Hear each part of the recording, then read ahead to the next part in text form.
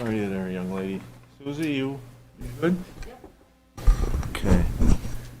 This time I'd like to call the regular meeting to order. I ask that you please stand for the salute to the flag.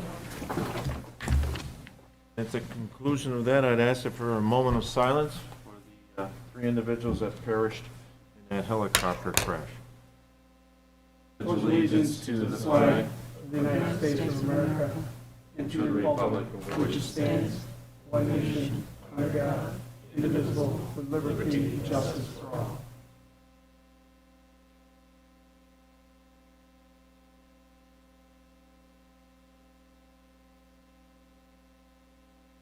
Thank you.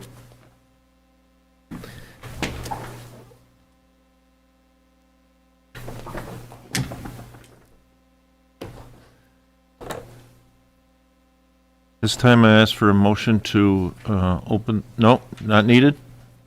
Okay, very good. At this time, I'll ask the town clerk to read the public hearing notice. The legal notice for the public hearing for the proposed local law to override the tax levy limit for 2021, scheduled for the 25th day of January 2021 at 7 p.m., was published in the Daily Messenger newspaper on the 8th day of January 2021, and a copy is available in the town clerk's office. Thank you, Karen. This time I ask our Director of Finance, Barb Cole, come up and provide a refresher overview on this issue.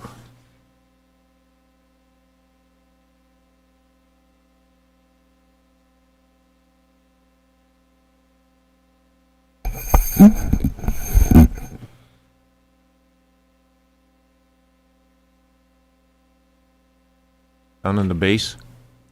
No, the base of should be a little, you'll tap it now, the mic. Yep, you're good. I think I'm there. Okay.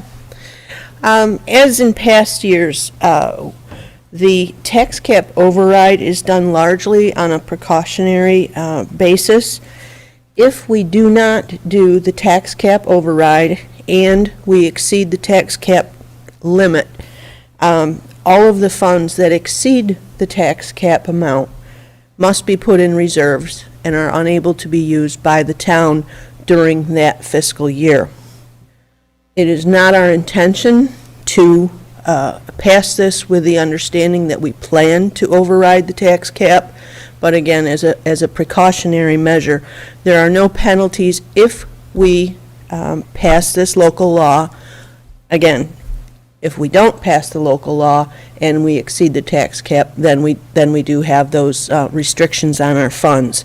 So I would like to speak on behalf of the town board. Correct me if I'm wrong. It would certainly be our intention to stay under the tax cap if we can do so, but we believe that developing a fiscally prudent budget far exceeds the benefit of staying under the tax cap if that does not make sense for the town's financial circumstances. Very good. Thank you, Barb. At this time, I would ask if there's any members of the public care to speak for or against this proposed local law.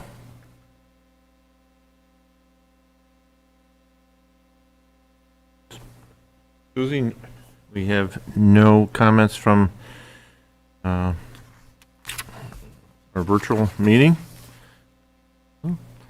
this time. Public hearing closed. Do I do that? Motion. Motion to. I'll make a motion. Second. All those in favor? Aye. Okay. And moving right into the meeting. So as you can see, there was a bit of a change here. I've had discussions with our town clerk and deputy town clerk as well. For individuals who don't attend meetings on a regular basis, it can be somewhat confusing when you advertise for a public hearing at 7. You have everything, what appears to be a meeting underway. Public hearing ends, and then all of a sudden we gavel in and we say, well, now we're going to start the meeting. So we've talked about this, and we want to move forward doing it this way. So it's more of a regular flow. So that's the intent of the change here. The intent would be to start your meeting like to, then go to the public hearing. Right, yep. Years ago, we actually used to have a 7:30 public hearing time, and it was, you'd be looking at the clock, and Mr. Brown would want to come to the podium. He had requested privilege of the floor, and I'm looking, and I said, I think Tim's going to talk to us for about 10 minutes, and I'd have to put him off until after. So the change to beginning at 7 was good. This is going to be even better. So thank you. Yeah, a couple things. February 15th is President's Day. All town offices will be, all town operations will be closed for President's Day. There are 6 town employees will be celebrating their birthday this month, starting with Roxanne Ammerman on the 2nd of February, Felicia Felinski on the 9th, Mr. Jim Mattoon on the 14th. I have a meeting, a birthday on the 15th, myself, Mr. Benedict on the 17th, and Sandy Cody on the 20th. In addition, Ontario County, the vaccine distribution, the only thing I can say is, I know many of you have read a lot about it. I just ask you to be very patient. We certainly wish we had enough doses to go around and continue. The county, I did go over 2 Fridays ago and observe the operation. They can do 100 cars an hour. This is a drive-through, and that's with the 15-minute observation point. Unfortunately, when you have 200 or 300 doses, it doesn't take long to go through it, but we could do so much more if we had actually had the doses. So it's very concerning. I'm not sure why all of a sudden the change where the 65 and olders are now directed to go to pharmacies. And just think about your own experience in pharmacies. There's little room. Also, you got to have a waiting period. I actually had a 85-year-old friend of mine from Geneva call me. He went to a pharmacy. He says, I thought I was being sent there to get COVID rather than get a shot, just because concerns about close proximity of people and things like that. So even with appointments, it seems to be problematic. So I ask just for continued patience. We hope we eventually get more so we can expand. We are looking at potentially, we've talked about the mall. We've talked with Wilmerite as well as a potential site. Looking at business maybe on the 96 corridor heading into Manchester, as well as we know we have a senior population or a population that doesn't have the ability to have today's technology right at their fingertips to make appointments.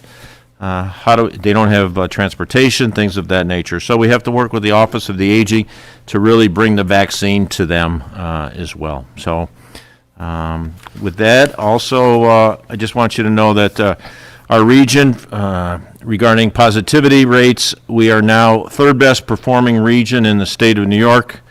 On a 7-day average, right now we're the best in this 9-county region at 3.5%.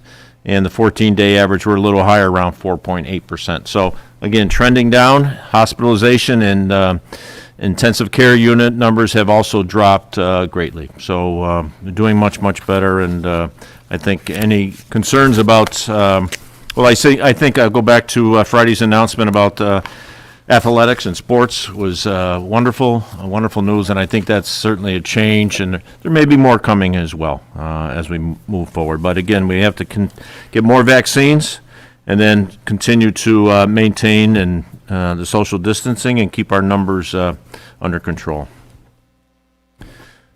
Approval of minutes, approval of the December 21st, 2020 Town Board meeting and the January 4th, 2021 organizational and regular board meeting minutes to be approved as one resolution unless there's any objection. So moved. Second. All those in favor? Aye. Thank you. Payment of bills. Request that our town clerk introduce manifest number 2 for the year. Manifest number 2 in the amount of $354,618.39 has been reviewed by the Victor Town Board with the following accounts charged: general townwide, general outside village, Highway Townwide, Sanitary Conveyance Capital Improvement Project, the lighting districts of Fishers, Brookwood Meadows, High Point, Cobblestone, Coil Ridge, Rolling Meadows, Stone Lay, and Legacy at the Fairways, and Trust and Agency. Thank you, Karen. Well, payment number one, we know it's that time of year, actually, the first couple of ones, so it's time that we're paying for road salt. Next is payment to Sunoco and NOCO for our winter mix for diesel fuel, gasoline cost. Number three, integrated systems for the January hosting, service hours, switches, security cameras, etc. Payment, next one is Bluestone Creek Development for the February rent for Parks and Recreation. Our annual contract obligation to the Victor Local Development Corporation. Next is payment to Harris Beach for the December legal fees. Following that is LaBella Associates payment for December engineering fees. Ontario County Treasurer for the third quarter enhanced court security. Payment to Victor Tax Collector. This is for the taxes on the Parks and Recreation facility. B&M International for the February court rent for courts. Ontario County Treasurer for the dog control for 2021. Again, contractual obligation. Payment to the Village of Victor for our split purchase of the bucket truck. And then final is Rochester Gas and Electric Utility Services throughout the town. The total of the above-mentioned expenditures is $304,380.10. Total town expenditures minus the previous mentioned expenditures equals $50,238.29. Board members, any questions on this evening's abstract as introduced? Hearing none, entertain a motion to approve the payments thereof. So moved. Second. All those in favor? Aye. We have no privilege of the floor requested this evening. Susie, any public comments and concerns on the virtual? Okay. Any public comments and concerns from the public? Moving to reports of town officials in your packet. Had a nice letter from our former town justice, Toby Ray. Unfortunately, I've yet to see this published in the newspaper. It was? Great, okay, thank you. Next is Parks and Recreation, and I know certainly been some dialogue going back and forth. Certainly we hope the best for Jeff Rader as well. Brian, was he going to the doctor's today? Surgery in the morning? Okay. They give you an estimate on length of time, physical therapy, things of that nature? Couple months, okay. And I know, Mark, we appreciate your response. You and Brian trying to work out through plowing, snow plowing assistance. Get your first opportunity maybe tomorrow as well. Yep, I see. In your packet as well, and board members, just so you know, this is a specialized position, this recreational position that is in our budget. And by the time we get through the entire process, and the individual, if it's somebody who's gainfully employed today, have to give notice to their current employer. I would anticipate that, this individual won't even be starting until the end of that conclusion of that pause anyway, so.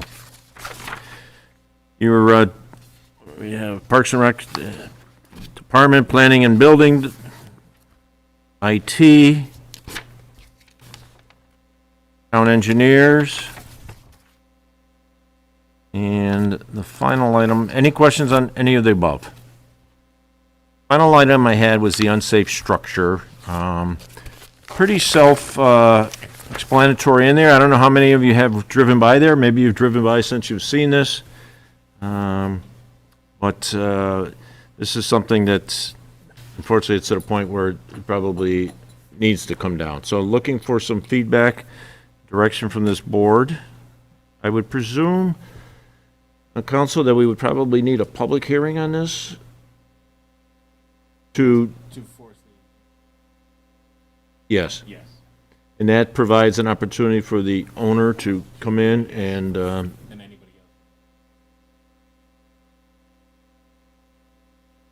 board Board members, any reaction at this time? So the way that it would work then is that he decided it has to come down, we vote to have it come down. That's a resolution or law, whatever it's saying. Charge back to Mr. Peterson for the charges for that, or for that, how does that work? And is he, I mean, I don't know if Al's talked to him recently, I don't know, maybe he's waiting for us to do that, you know, because he doesn't want to do that himself. I was just wondering how that works. I think we have the right to go back after him for the money, but where it would stand or how he would fight it, or if he had the ability to pay, I don't think. Ordinarily, you would go back, you would notify him that he will be liable for it if he doesn't do it on his own, right? Right. And then if he doesn't, and we have to do it, we can go back on him for the expense, I would assume. Unless I read it incorrectly, I guess it sounded like about 5 years ago, it was kind of agreed upon that it would be demolished. Is Yeah, that? he started that process, right? Yeah, so Yes. I get, but it didn't maybe delineate, or I didn't see why that didn't come to fruition. That would be a good It question. doesn't say anything in there either that Al's had a recent conversation with this gentleman. Correct. It's I been, couldn't find anything in there. I mean, it looks like another great training exercise for the fire department. Well, I would agree. And specific to that, this one, depending on the character of the interior and where it stands, with its deterioration over time, it may not even be a great training opportunity. I certainly drive by this structure multiple times a day. It's right around the corner from where I live. So I absolutely feel that it is in the best interest that that structure not be there from a safety perspective. How about to answer your question, Councilman Con, and I'll ask Al to circle back with this individual. They should be receiving certainly a public hearing notice as well, that we are going to do that, and maybe we can also get some response or some clarification on if there are potential costs, and are they? Supervisor Marin, may I weigh in here? Yes, just you for a moment? certainly may. As I recall, we had a similar situation maybe 3 years ago, and it is my understanding that any expense that the town suffers will eventually be applied to the tax for the individual that owns this property. So the expense to the town would be recovered. It's just a matter of time. I've forgotten, Barb, did he take down the property on Phillips Road, or did they end up taking it down themselves? I believe they ended up taking it down. I don't recall that ever having come out of our budget. We budgeted for it in anticipation They of, were ready to. right, Yeah. exactly, Yeah, and they I did believe take that one he down. stepped up to that. Yeah. Thank you. And Mark, on Brace Road, the fire department, as mentioned, they took care of that, a training opportunity, and then your people came in and did some,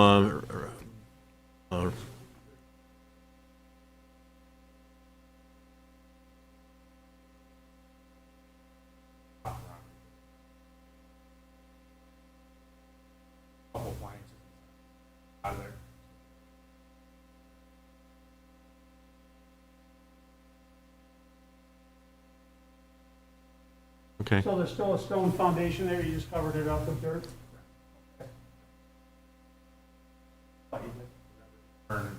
Sure. Yep. Good to know when we get ready to develop that property, which is buried over there, Mark. If I could ask, maybe it's not particularly important in this scenario, but, and maybe I should know the answer to this considering my other profession, but the property on Phillips Road had a do not enter placard on it, the red placard that they had put on the exterior of that structure. I wasn't sure if is that something that the town fire marshal handles or We did that pursues? because of our liability. Yeah. So I guess that's my question is, from a liability perspective in a structure like this one, is that something that the town would place that placard on there to say this is a do not enter structure until it ultimately is demolished? Or, I guess I don't know the process for doing that. If the town were to put that type of placard on the property, I think it should be done after such time as there's the order that it's demolished. Demolish it, then that structure can be put on because take care of it themselves. Sure. But until I think the town has taken that step to affirm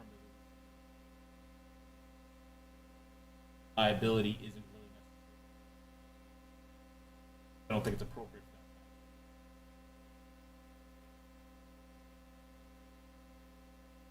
for that. Town, I think at that. All right, thank you for that clarification. Supervisor Mayor, and I also agree with Councilman Cusimano. I think the structure needs to come down. Yep. So I don't think, and necessarily the onus has to go on Al Benedict to go back and Okay. say, hey, they're thinking about doing it. I think we can act and get the Okay. wheels moving, and then let the chips fall where they may, and keep some expenses on the road. That's what Very good. Mark, do you remember maybe 10 years ago, Allentown Road, remember the barn?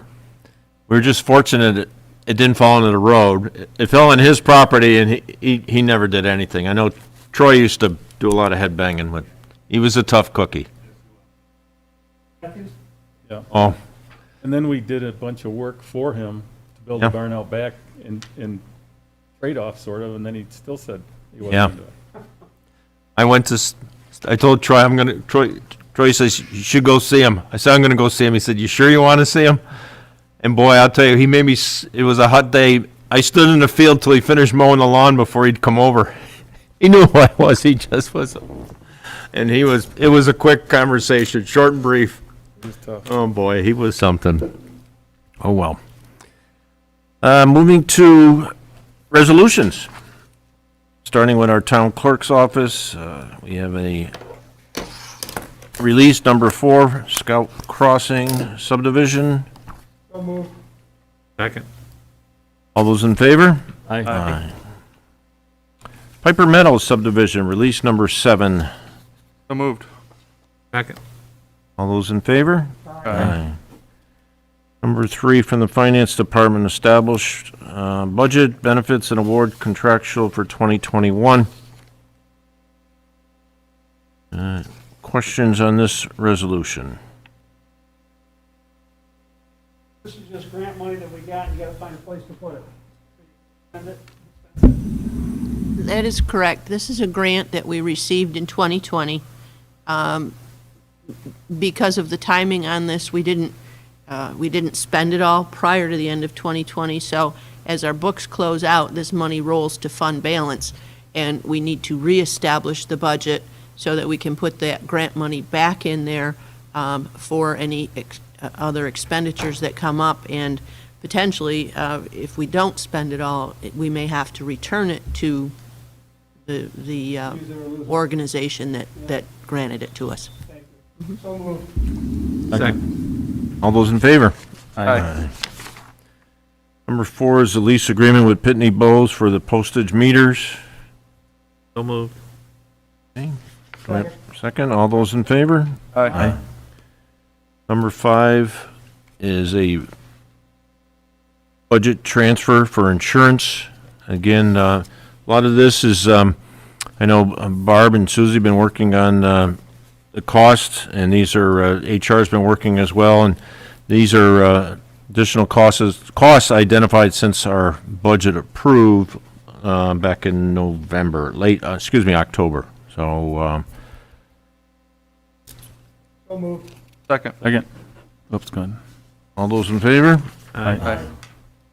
Accepting a donation from Mr. Chauncey Young. I want to thank Chauncey for his generous donation to offset costs for the portable restroom facilities. So moved. Thank you. Do we have a second? Second. Second. All those in favor? Aye.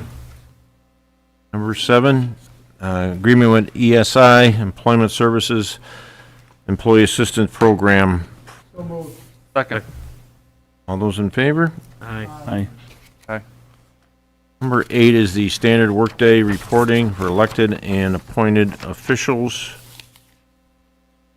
Annual resolution that we do. So moved. Okay. Second. All those in favor? Aye. Aye.